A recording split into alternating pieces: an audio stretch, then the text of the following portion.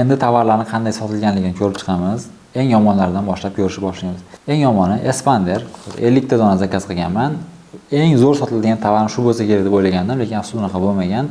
Sifati ham juda zo'r kelgandi bu tovarni, lekin 50 ta dona Espanderni 2-3 oy davomida zo'rg'a o'zini tan narxidan sotganman. Keyingisi velosipedka. Velosipedka ожидаемый realnost bo'lgan, chunki juda ham yupqa bo'lgan, ya'ni narigi tomonini o'tkazib yuboradigan bo'lgan. Aziz eshitadi, ko'rinar-ko'rinmas shunaqa velosipedka bo'lgan. Bu narsani ham boshida qimmatroq qo'yganman, keyin otsuflar yomonlashishni boshlaganidan keyin men uni arzon narxga qo'yib hammasini sotib olish kerak degan qarorga kelganman va shunaqa qilganman. Shunday qilgan taqdirimda ham men bu narsadan zarar ko'rmaganman, chunki Xitoydagi narxi juda ham arzon edi. Keyin setka. Setka u paytda O'zbekistonda hali unaqa ko'p emas edi. Shu sababdan ham buni yaxshi sotganman. Boshida o'zi oxirida ham yaxshi sotardim. O'zim vijdonim qiynalib qolgan. Men 2 ta, 3 tani olganman-da, o'zim derazamga qo'yib ko'rganman. Bizani issiqda quyosh tikka tushgan paytda u derazadan shunchaki tushib qolgan.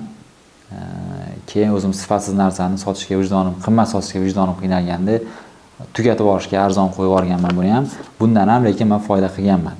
4-chi tovar bu basseyn. Basseynda o'sha men foyda qilishni boshlaganman. Yaxshigina 2-3 barobar foyda qilganman. 100 ta dona oldirgan bo'lsam, 100 tani yozni boshidan to yoz tugaguncha sotganman. 3 oy deylik, buni ham 2,5 oy deylik mayli davrini. 2,5 oyda 100 ta dona tovar sotganman. Avtomobil lobovi uchun zontik, meni eng omadli tovarim mana shu bo'lgan. 100 ta dona zontikni men 15 kunda, ya'ni 2 haftada sotib tugatib qo'yganman va keyin qayta Xitoyga tovar uraman deydigan bo'lsam, Xitoydan 20-25 kunda keladi, kechib ketarman. Shu sababdan ham mashina bozorining aksessuariga tushib turib 38 ming so'mdan bu tovarni topgan bo'ldim joyini va 2 ta korobka 100 ta dona olib chiqqanman-da, yana sotganman.